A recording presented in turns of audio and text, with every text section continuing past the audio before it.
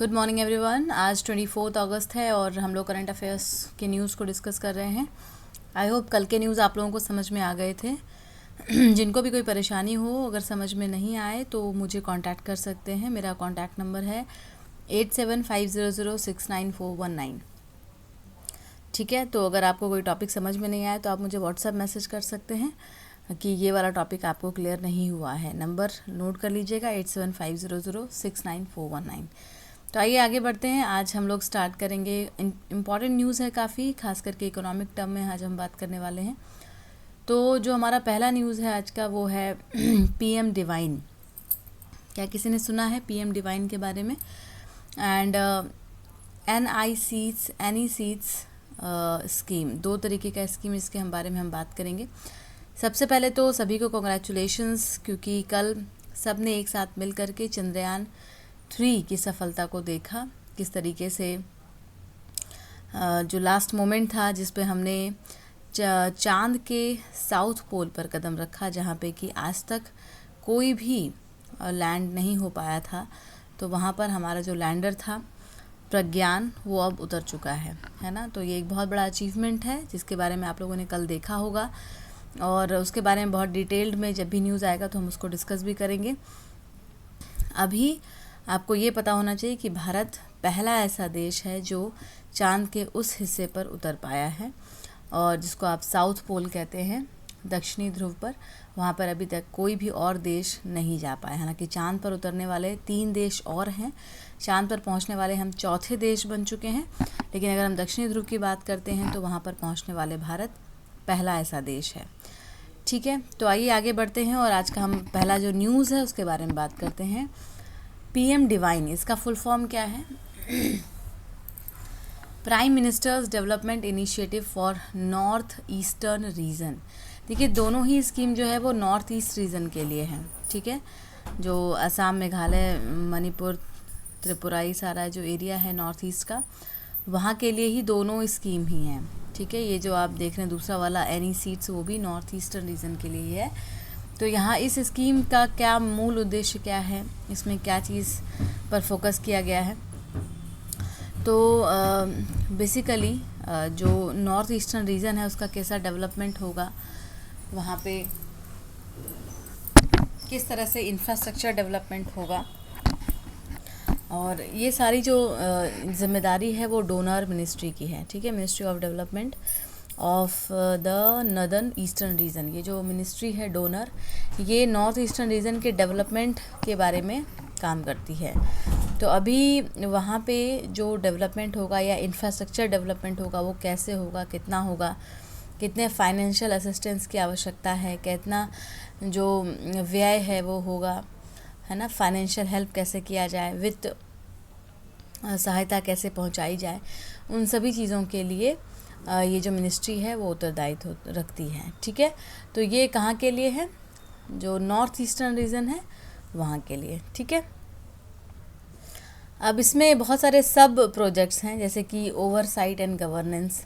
Oversight and governance में है basically कि जो प्रोजेक्ट होगा, कौन सा प्रोजेक्ट होगा, है ना, उसको अप्रूवल कैसे मिलेगा, उसकी मॉनिटरिंग कौन करेंगे, राज्य सरकार का इसमें कितना हाथ रहेगा। तो ये सब कुछ देख रेख करने के लिए ओवरसाइट एंड गवर्नेंस है। इस तरीके से कई सारे सब स्कीम के अंदर कई सारी छोटी छोटी चीज़ें होती हैं जो पूरे स्कीम को कंप्लीट करती हैं। लेकिन आपको जो मेजर चीज़ें ध्यान में रखनी है वो ये कि पीएम डिवाइन क्या है। नॉर्थ ईस्टर्न रीजन के लिए डेवलपमेंट के लिए चलाया गया इनिशिएटिव है। ठीक है, एनी सीट्स अगर आ जाता है तो वहाँ पे इंफ्रास्ट्रक्चर डेवलपमेंट के लिए, कहाँ पर? नॉर्थ ईस्टर्न रीजन में ही।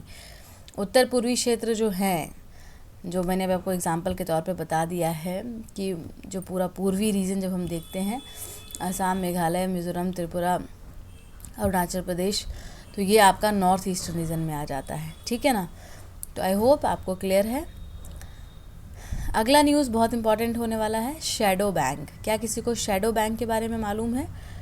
शैडो बैंक जो होता है, एक तरीके से, अब बैंक लिखा है इसमें तो बैंक ही होगा, लेकिन शैडो क्यों कहा गया? इसका मतलब है कि बैंक है लेकिन एक परछाई की तरह है ना। शैडो मतलब क्या होता है? परछाई होती है। तो रिजर्व बैंक ऑफ इंडिया, ठीक है, is reluctant to hand out NBFC license to PhonePe, Razorpay, Bharat पे।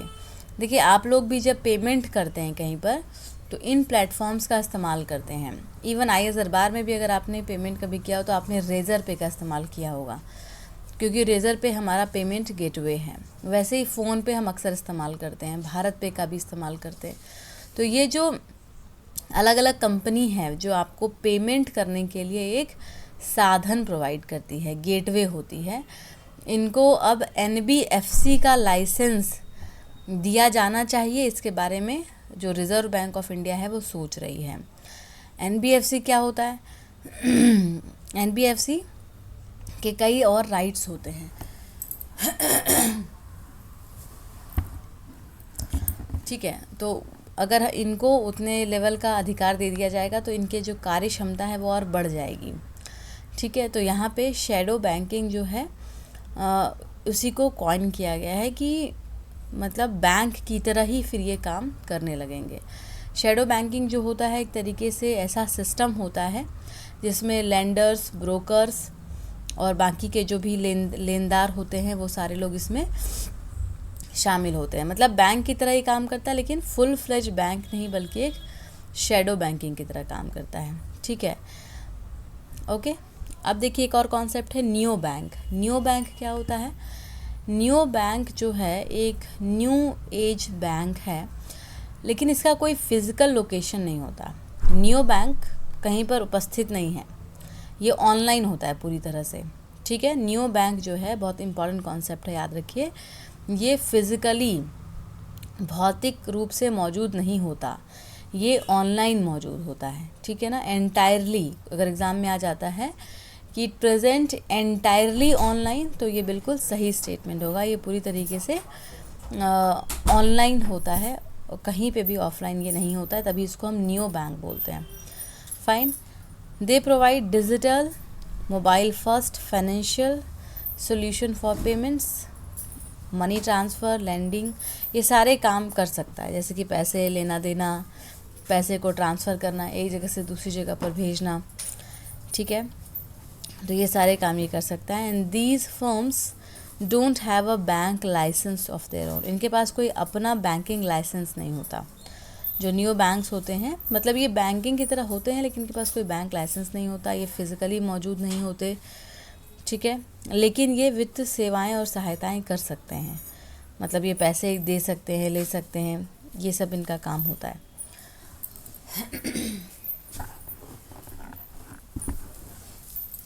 अगला न्यूज़ है डाइवर्जन ऑफ परावनार रिवर, है ना। परावनार रिवर से एग्ज़ाम में आ सकता है, तो इसका भी डाइवर्जन हो रहा है। नेवली लिग्नाइट कॉरपोरेशन इंडिया है, NLCIL, उन्होंने अभी इस डाइवर्जन का काम स्टार्ट किया है। परावनार रिवर जो है इसके कोर्स को बदला जा रहा है, ताकि जो एग्रीकल्चर फील्ड वगैरह है, बाकी की जो इरिगेशन की सुविधाएं हैं, सिंचाई की सुविधाएं प्रोवाइड करनी है, वो सब कुछ प्रोवाइड किया जा सके, इसके लिए इसको डाइवर्ट किया जा रहा है, ठीक है। NLCIL एक नवरत्ना कंपनी है जो इसके लिए काम कर रही है, परावनार रिवर के लिए। तो NLCIL एक नवरत्न कंपनी है जो कि PSU में आती है, ठीक है ना, सेंट्रल की PSU में आती है। PSU आपने सुना होगा ना, जो अर्ध सरकारी रूप से जो कंपनी काम करते हैं, ठीक है। और ये मिनिस्ट्री ऑफ कोल के अंतर्गत आते हैं। जो नवरत्न कंपनी NLCIL है वो बाय चांस कभी पूछ लिया जाता है एग्ज़ाम में, इसलिए आपको पता होना चाहिए। परवनार रिवर की बात करें तो ये दूसरा सबसे छोटा रिवर बेसिन है तमिलनाडु में, ये याद रखना है, तमिलनाडु में है ये दूसरा सबसे छोटा रिवर बेसिन है। ये पूरा मैच्योर रिवर नहीं है, बट एक सीजनल रिवर है। जब सीज़न आता है, बारिश का मौसम होता है, तब यहाँ पे पानी आप देख पाते हैं, ऐसे हमेशा पानी इसमें नहीं होता। तो एक परिपक्व नदी नहीं है, लेकिन एक मौसमी नदी हम इसको या अल्पकालिक रूप में बता सकते हैं। परावनार, ये आपको याद होना चाहिए। अगला न्यूज़ है स्टॉकहोम सिंड्रोम। देखिए, स्टॉकहोम से कई सारे कन्वेंशन हैं, स्टॉकहोम बहुत सारी चीज़ें हैं, स्टॉकहोम कन्वेंशंस हैं और भी चीज़ें हैं, स्टॉकहोम सिंड्रोम भी है। तो कन्फ्यूजन आपको हो सकता है बाद में कि यार ये क्या है।